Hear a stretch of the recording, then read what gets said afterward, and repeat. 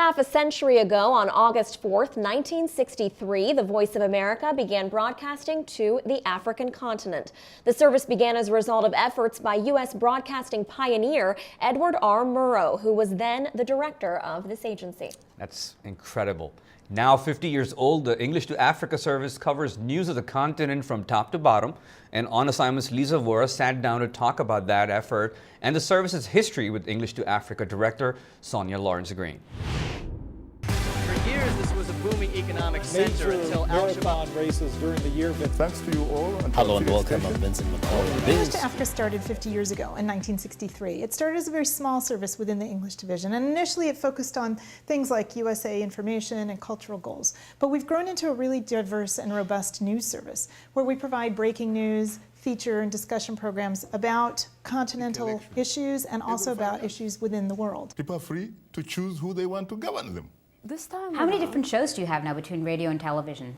We have 16 different programs that we produce every single week. We have now an audience of over 25 million people across the continent, radio, television, and on the internet. So what we do is we look at everything from what's happening politically, culturally, socially, economically. We do special segments on health, technology, sports. I'm VOA's Sonny Young, and that's the sunny side of sports. Back to you, Vincent. How do you think English to Africa is important for VOA's mission? English to Africa is really critical for VOA's mission.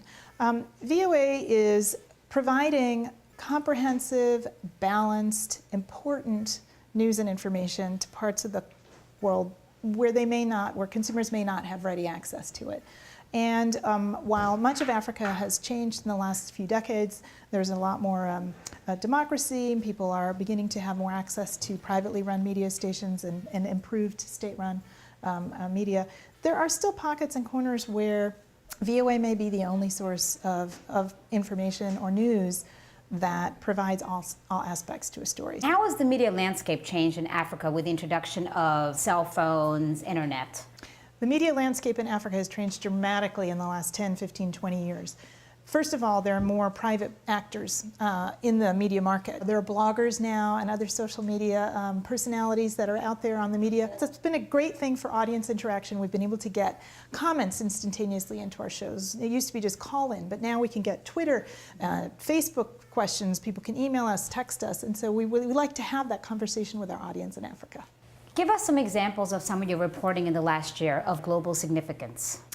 So there have been many breaking stories, and we cover all 54 countries in Africa, north, south, east, and west. For instance, a recent story was this terrible assault on the Westgate Mall in Nairobi. English to Africa's team was on it. We had reporters on the ground. This is a community center about 300 meters from the site of the Westgate Mall. I think it's great that we have so many reporters all over Africa.